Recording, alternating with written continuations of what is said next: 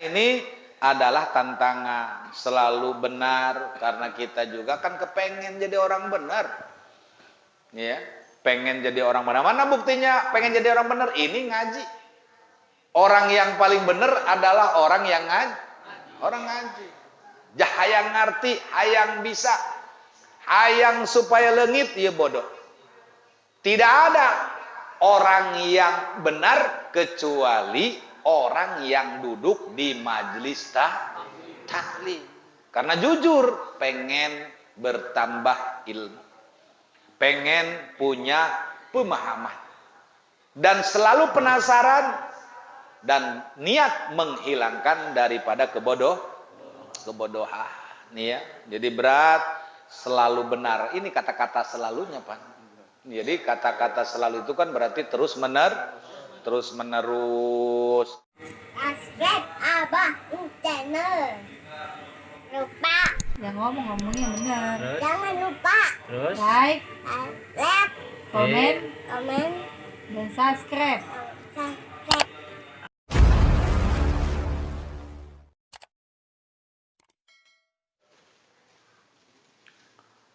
Assalamualaikum warahmatullahi wabarakatuh.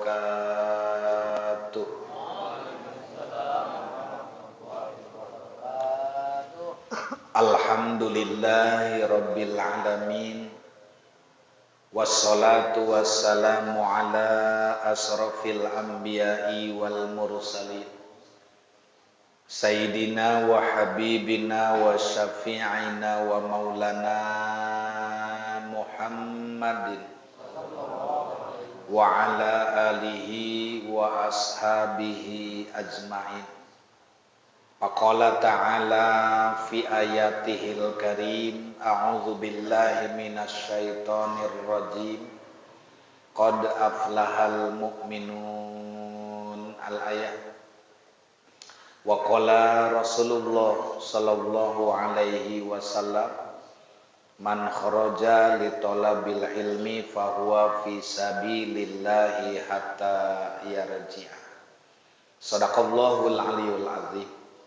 Hadratal mukarramin, hadirin jamaah taklim musholah at-thahiriyah, juga dari berbagai majelis taklim, masjid dan musholah, baik yang jauh yang dekat, terutama para sepuh, para asatidz, para ujaz, para bapak dan para pemuda, khususnya pengurus musholah Al-Mukarram Bapak Ustadz Ahmad Asrori beserta jajaran, muratibil acara, dan juga kesepuhan kita Bapak Encek Wahyu.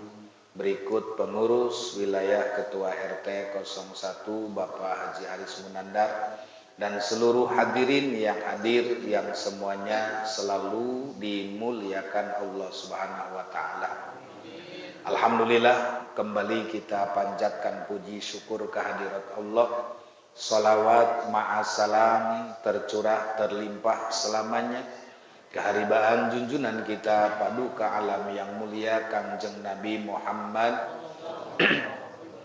kepada keluarganya, para sahabatnya, para pengikutnya, dan kita semua umatnya yang amat sangat merindukan syafaat di yaumal jaza. Amin ya rabbal alamin. Hadirin jamaah yang dirahmati Allah, malam ini kembali kita memasuki materi Nasoihul Ibad karya Syekh Ibnu Hajar Al-Asqalani, yaitu di halaman 264.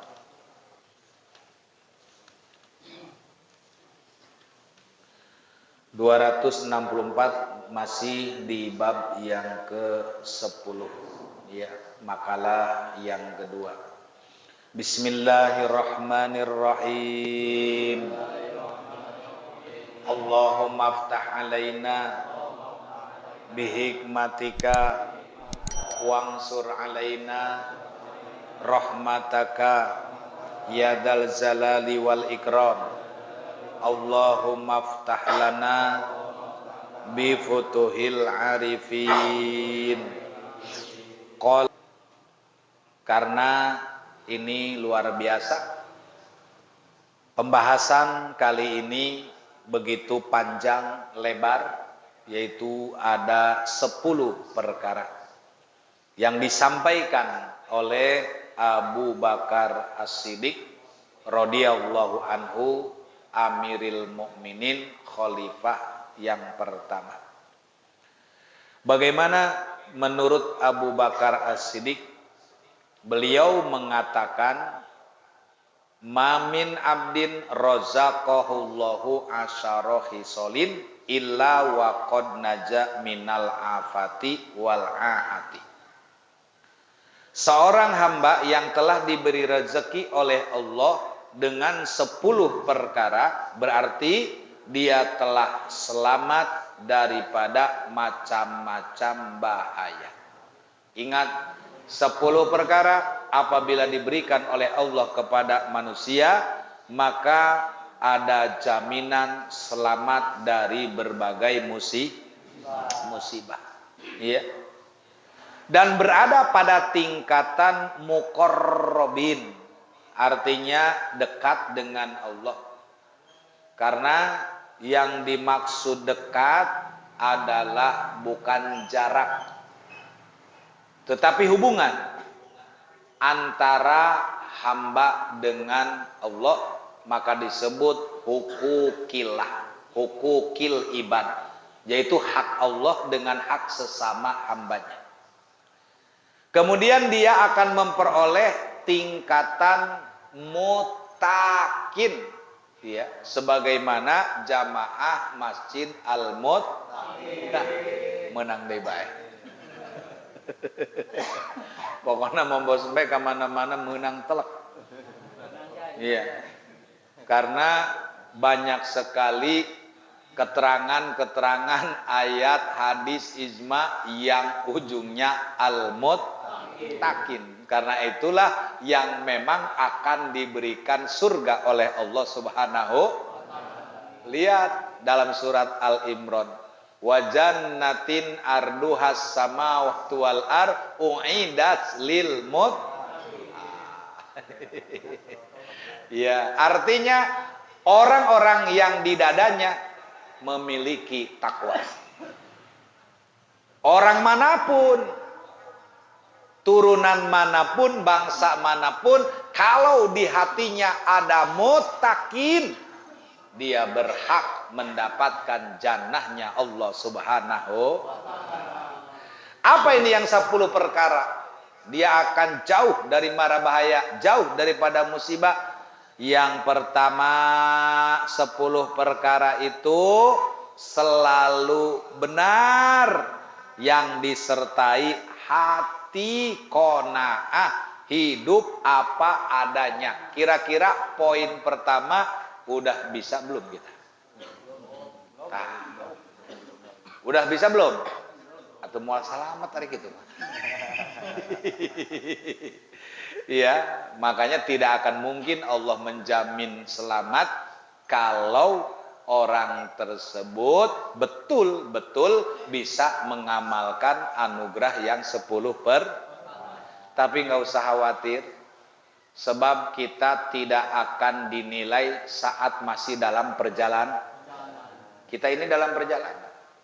Tidak ada seorang pun diponis baik dan buruk ketika masih di perjalanan. Kenapa? Karena belum nyampe tujuan. Orang akan dikatakan sukses kalau sudah berhasil. Keberhasilan manusia itu di mana?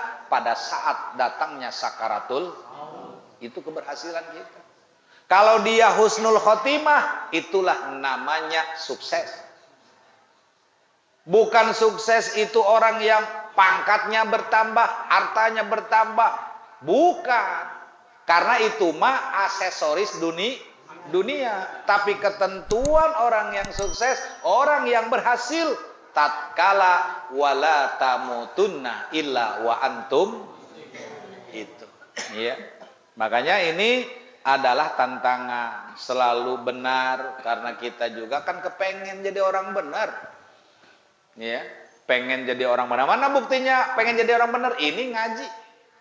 Orang yang paling benar adalah orang yang ngaji. Orang ngaji. Hayang ngerti, hayang bisa, hayang supaya leungit, ieu bodoh. Tidak ada orang yang benar kecuali orang yang duduk di majelis taklim. Karena jujur pengen bertambah ilmu, pengen punya pemahaman, dan selalu penasaran dan niat menghilangkan daripada kebodohan. Nih ya, jadi berat selalu benar. Ini kata-kata selalunya, Pak. Jadi kata-kata selalu itu kan berarti terus menerus, bahkan disertai hati qanaah, hidup apa adanya, bukan ada apanya. Bukan ada apanya, tapi apa ada. Ini kalimat dua dibulak-balik maknanya beda. Kalau apa adanya berarti qanaah. Kalau ada apanya berarti ada goron akhor. Ada harapan, ada tujuan, ada apanya sih? Tuh. Gitu. Ya. Wasalisu fakrun daimun mahujuhdun. Ya. Kemudian yang kedua diantaranya adalah sabar yang sempurna disertai syukur yang abadi. Kira-kira ini sulit apa enteng? Sulit. Sabar ini orang pasti memponis. Sabar juga ada batasnya. Tuh. Dia sendiri yang ngomong. Bahkan bawa-bawa semut lagi. Semut juga kalau diinjak-injak menggigit. Kita sendiri yang memutuskan persoalan. Artinya mau berhenti dari sobar. Tuh. Padahal sabar itu nggak ada batasnya. Karena kan ujiannya kalau masih hidup terus. Ya. Bukan tidak mungkin. Ya, piring juga udah masuk lemari, udah masuk rak, keluar lagi, kotor lagi, tektok lagi, begitu. Ya. Maka inilah orang yang sabar, sabarnya yang sempurna, yang tidak memutuskan persoalan, kemudian serta mensyukuri yang abadi. Apa itu syukuri yang abadi? Syukur yang dari lisan sampai ke dalam hati. Itu namanya syukur abadi. Kita kan syukur selama ini baru punya syukur lisan. Baru bisa dengan ucap atau alhamdulillah itu juga. Udah alhamdulillah, salah satu syukur lisan yaitu mengucapkan lapan alhamdulillah. Iya. Ngan urang mah alhamdulillah na teh lamun rada loba. Lamun saeutik kan protes. Ih, sakitu amat. Itu, iya. Yang ketiga adalah fakir yang disertai dengan zuhud. Artinya walaupun dia dalam keadaan susah, tapi ibadahnya tidak terpengaruh dengan fakir, tidak terpengaruh dengan karena Bisa enggak kita? Teboga rokok sabatang-batang acan, teboga duit saperak-perak acan, bisa keneh teu ngaji. Ayo coba kantus jawab. Loba alasan teh apa? Aya ngaji aing, teboga sabatang-batang acan, Mas tuh. Akhirnya gara-gara eueuh rokok, eueuh kopi teu jadi hari kitu mah wajib burung rokok. Daripada gara-gara rokok teu ngaji, gitu. Iya. Fakir tapi disertai zuhud, Masya Allah. Artinya tingkatan ibadahnya ini tidak goyang hanya karena diuji dalam kesusahan. Kan kebanyakan purat parit, ya, acak-acakan kebanyakan. Kenapa? Karena kadang-kadang orang melaksanakan taat ibadah suka dikait-kaitkan dengan urusan ekonomi itu, ya. Kemudian yang keempat, warabi'u fikrun daimun ma'ahu batnun ja'iun. Ya, berpikir disertai perut lapar. Emang benar sih kalau perut lapar banyak pikiran.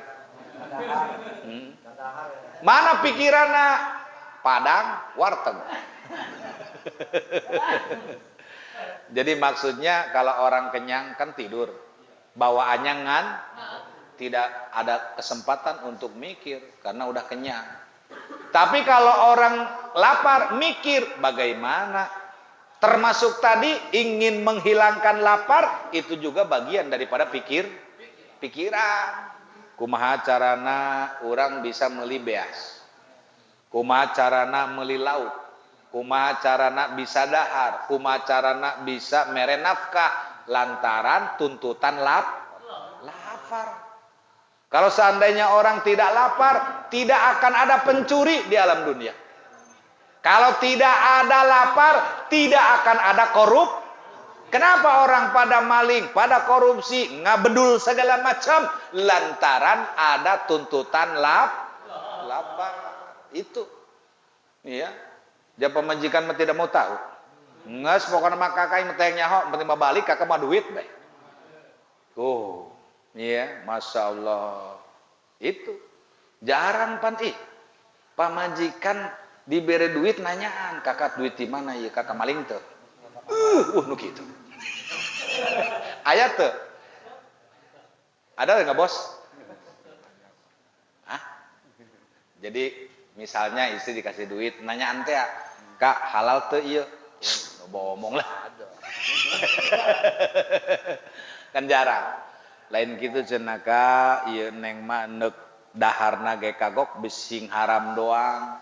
Laju urang males karena ibadah 1000 hiji. Malah mah perempuan mah maaf tidak mau tahu. Pokoknya mah neka kaler, neka kidul, neka kulon, neka ladeh, nu penting balik mawa. Itu, ya. Masya Allah. Jadi orang itu bisa berpikir lantaran adanya lapar. Kalau ini mah bisa semua orang mengamalkan. Insya Allah kalau yang ini mah nih, ya, yang nomor berapa? Yang nomor 4. Sebab mual aya anu hees ngerek lamun perutna lapar. Padil kemana ya Padil? Kemana anak angkatnya lo? Kemudian yang kelima, selalu prihatin yang selalu disertai rasa takut kepada Allah.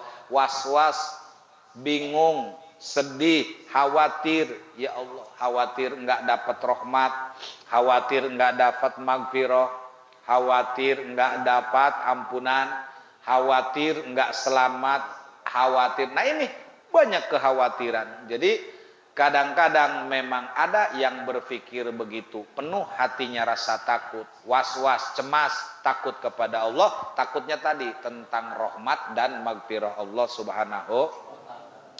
Selanjutnya selalu capek disertai badan tawadu. Jangan pernah ngeluh. Kalau kita di alam dunia memang tempatnya susah, tempatnya bekerja, tempatnya ikhtiar. Salah kita kalau di dunia ngeluh bilang capek. Di dunia mah paling enak. Di akhirat mah mun geus kitu-kitu bae. Moal aya istirahat.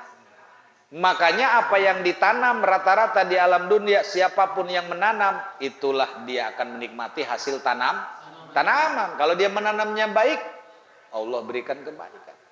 Kalau dia menanam keburukan, siksaan yang dia terima. Maka di alam dunia ketika dia sakit ada obat. Ketika dia capek istirahat. Ketika dia sakit pasti ada sehat. Tapi kalau sakit dan menderita di akhirat itu adalah tambah parah dan tidak ada obat, yang ada malah makin rusak. Maka di dunia orang diberikan capek, bersyukur. Kenapa? Karena Allah masih memberikan kehidupan. Alhamdulillah. Selanjutnya, orang yang dijamin tidak akan kena bencana selalu lemah lembut disertai kasih sayang yang nyata. Maksudnya lemah lembut di sini irhamu, saling asah, saling asih, saling asuh. Susah juga ini. Kenapa susah juga? Kadang-kadang mohon maaf, jangankan dengan orang lain, kadang dengan keluarga pun sulit ini untuk diamalkan. Lantaran apa? Lantaran kadang-kadang manusia sering gagal paham. Ya. Jadi lemah lembut di sini kasih sayang yang nyata dengan sesama. Sebagaimana dalam hadis, irhamu man fil ardi yarhamkum man fis sama. Berkasih sayanglah kamu di muka bumi dengan sesama, nanti kamu disayang oleh yang di langit, yaitu para malaikat.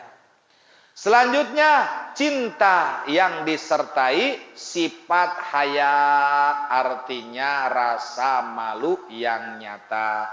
Jadi dua nih poinnya. Kalau orang itu ada rasa malu, ada rasa takut, dua uratnya, malu dan takut masih ada di kehidupan manusia, alhamdulillah masih ada banyak harap. Tapi kalau urat malunya putus, urat takutnya putus, sulit untuk disembuhkan. Lantaran sulit mencari sambungannya, karena udah putus. Tuh, di toko kalau seandainya ada buat dibeli urat, atau gampang. Seperti orang gila, putuskan itu urat malu sama urat takut, sulit untuk disambungannya. Nah, maka kalau misalnya ada, bisa dibeli, mudah didapat. Dan di situ iman pun hilang seiring sejalan dengan putusnya urat takut dan urat malu. Nggak ada kasih sayang, boro-boro menyayangi orang lain, dia aja nggak sayang sama dirinya sendiri. Buktinya telanjang tiap hari. Itu. Ya. Kemudian selanjutnya, ilmu yang bermanfaat disertai amal yang terus menerus. Insya ini yang termasuk salah satu dalam hadis Nabi, yaitu termasuk ilmin yuntafa'u bih, ilmu yang bermanfaat itu akan menjadi jariyah.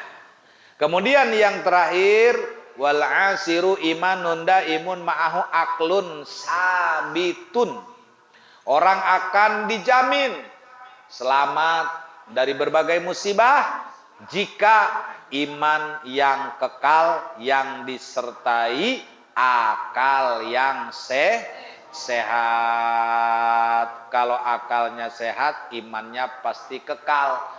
Tapi kalau akalnya putus, imannya juga ikut putus. Bagaimana caranya supaya akal tetap sehat, supaya iman terus tetap? Maka terus diservis rohaninya, insya. Ini juga kita dalam rangka servis rohani. Ngaji kita juga sudah tidak banyak waktunya, paling nggih 2 kali ngaji lagi. Karena ini akhir pengajian malam Kamis di bulan Rajab. Kamis besok udah masuk bulan dan ketika udah ngomong Saban, tawakufan. Tuh, iya. Nah, ada sedikit penjelasan nasihat di atas sesuai, ya, yang 10 perkara ini dirangkum menjadi salah satu hadis. Kata Nabi, afdolul imani as-sabru was-samahatu. Iman yang paling utama adalah sabar dan toleransi. Kok ada toleran? Toleran itu artinya selalu memaklumi dalam situasi dan kondisi. Itu namanya toleran. Tapi jangan toleran kebablasan. Iya, toleran artinya nggak usil, biarinlah. Udah begini, adatnya begini, sifatnya begini, nggak ada masalah. Tuh, itu toleran namanya. Nggak beringsang. Ya. Tapi yang dimaksud dengan sabar digabung dengan toleran, artinya kenapa harus ada kata-kata sabar dan toleran? Artinya supaya dia bijaksana mensikapi dari apa yang ditampilkan orang lain ketika dia tidak suka dengan penampilan orang lah. Sabar di situ. Oh, ini toleransi. Ini adatnya dia. Ya, seperti orang ini misalnya mengadakan acara di masing-masing agamanya, semacam apa tuh? Imlek, semacam Natal. Begitu juga dengan kita, misalnya apa nih kita? Isra Mi'raj, Maulid Nabi, Lebaran, apa dan sebagainya. Nah, ini antar agama di situ harus ada toleransi. Tapi kalau negara kita mah nggak usah diajarin, semua udah komplit, udah diajarkan sebelum kita lahir, udah terwujud Bhinneka Tunggal. Udah paham itu mah. Jadi orang yang ada di Indonesia mah udah menerima. Kenapa? Karena semua udah dikaji di dalam butir-butir Pancasila. Ya, makanya iman yang paling utama tadi adalah sabar dan toleran. Kalau sabarnya hilang, pasti semua urusan jadi bubar.